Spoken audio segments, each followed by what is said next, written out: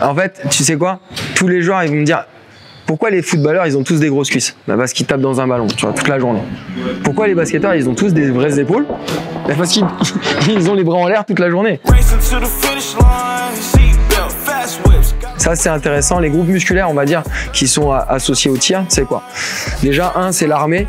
Ça va être au niveau, un travail isométrique au niveau des épaules. Donc forcément, deltoïde antérieur, il va falloir arriver à le travailler. Souvent, on le fait au développé militaire, etc. Deuxième élément, quand on va devoir faire l'extension du bras. L'extension du bras, je vous rappelle, l'extension du bras, c'est grâce au triceps. Donc tout ce qui va être travail triceps, travail épaule, travail aussi au niveau du dos pour le maintien du gainage, ça va être extrêmement important pour tout ce qui est shoot. Okay. Alors que sur la passe, on va avoir plus un travail au niveau des poussées, donc pectoraux, mais clairement, que ça soit les biceps ou les pecs, au basket, ça va pas être les choses les plus importantes à travailler, mais tout ce qui va permettre l'extension du bras va être intéressant. C'est pour ça qu'on utilise souvent le développé couché, le développé militaire ou ce genre d'exercice qui va permettre en fait de transférer musculairement.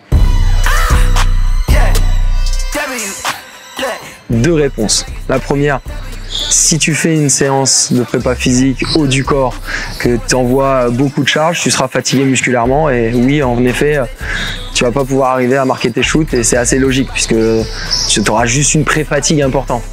Ensuite, dans la mécanique du tir, c'est pas parce que tu vas devenir musclé, à part si tu deviens bodybuilder, mais clairement, il n'y a pas d'impact.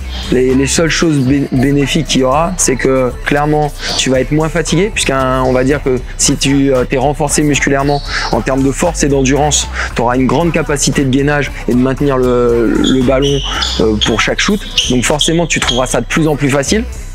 Tu auras aussi une capacité à pouvoir avoir plus de force et donc tu n'auras pas de souci. Et clairement, le shoot le fait de faire du shooting va te permettre de rester coordonné. Et en fait, si tu arrives à avoir un développement musculaire où tu n'es pas fatigué en laissant juste les bras en l'air et que ça ne te fatigue pas et que derrière, la gestuelle du tir ne va pas changer. C'est pas parce que tu as des muscles ou que tu as fait de la muscu que ta gestuelle de tir va évoluer. C'est juste que clairement, tu continueras à avoir une certaine coordination, sauf que tu seras plus endurant et plus fort. Donc concrètement, il n'y a que des bénéfices à faire de la musculation et là-dessus, il ne faut pas s'inquiéter. À part faire une grande séance de musculation haut du corps avant de tirer, il n'y aura pas d'impact sur la précision au tir si on fait de la muscu.